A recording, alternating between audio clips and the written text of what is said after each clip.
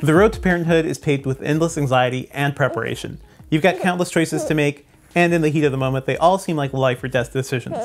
That makes would-be parents an easy target for the baby gear industry, which is expected to surpass $100 billion by 2025.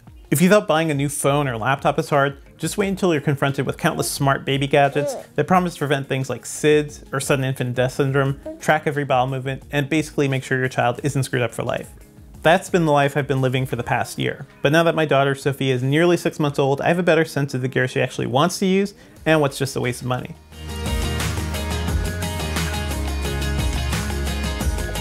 First, there's the stroller. My wife and I agonized over choosing one for months. We read every baby blog, review site, and Wirecutter recommendation we could find.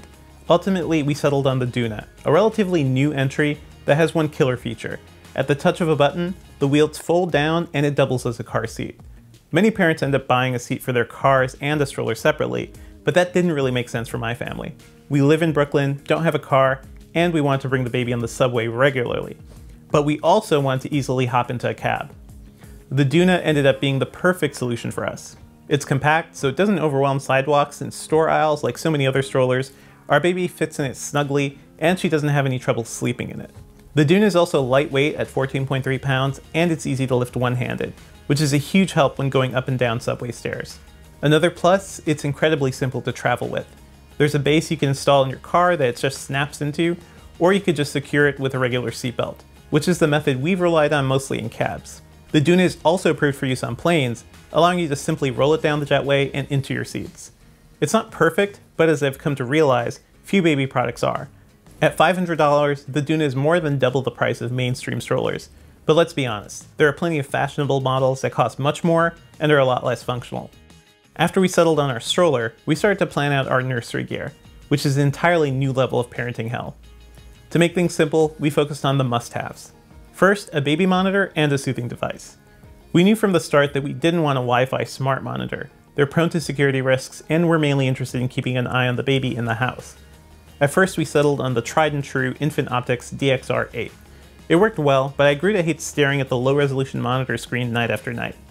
Then Eufy released the Space View, which was an improvement in almost every way. It has a sleeker monitor with a gorgeous HD screen and 15 hours of battery life.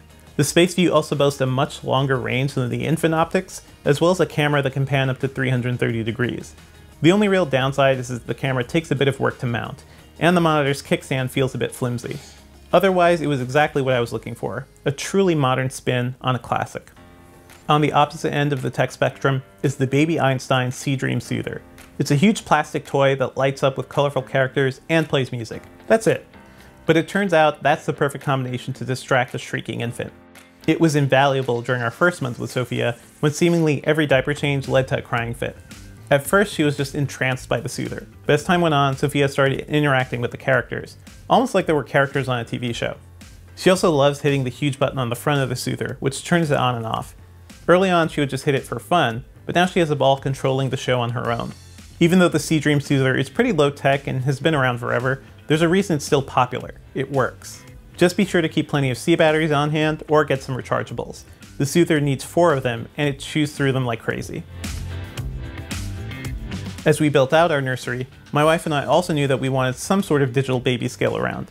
It might seem like a luxury, but we heard from plenty of friends that they're useful for keeping track of baby weight early on, when it's hard to measure how much breast milk they're drinking. We settled on the Hatch Baby Grow, one of the more expensive options out there, but also one of the most useful. It can measure a baby's weight in a few seconds, and it had no trouble dealing with our very squirmy infant. The Grow is also a great surface as a changing pad. It's soft and cleans easily, and it didn't get too cold during winter nights. We also grew to love Hatch's mobile app for tracking feedings, diaper changes, and sleep.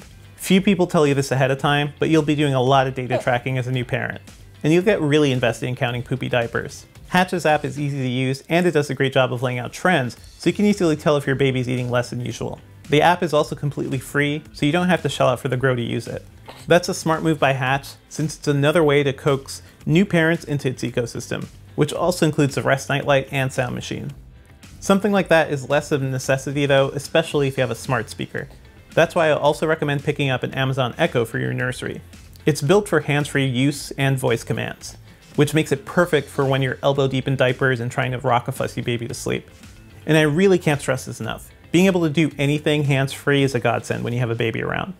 The sound quality is good enough for piping in some tunes or a podcast when you're nursing, and you can also use it to control smart lights in your nursery. It's ideal for dimming the room as you're trying to put your baby to sleep. Perhaps most importantly, you can tap into a huge ecosystem of Alexa apps, which includes hatched babies. So instead of logging feedings and diaper changes by hand, I just have to say, Alexa, log a wet diaper. Logged a wet diaper. And it instantly gets added to Sophia's profile. It might not sound like much, but this feature has been life-changing for my wife and I. Now we rarely miss logging anything. My final recommendation is something I stumbled across by accident: the Smart Noggin light-up rattle. At first, I figured we'd just pick up any old rattle, but a saleswoman at a baby store in Brooklyn really sold us on this one. In addition to making noise, it lights up, which helps to keep Sophia's attention when she's having a crying fit. Its eyes and goofy expression also helps newborns learn to recognize faces early on. And finally, it has a ridged handle, which makes it easy for babies to grab early on. And there's a mirror at the bottom, so they can learn to recognize themselves. Basically, it's a rattle that does the work of several toys, and for the first few months, we couldn't really leave home without it. At this point, it's also become an automatic gift for any of my new parent friends. One thing you'll need to remember when buying any baby gear: every kid is different. You'll definitely have your own must-have list of gadgets after you learn what your kid actually likes, but I'm hoping my list can at least get you started.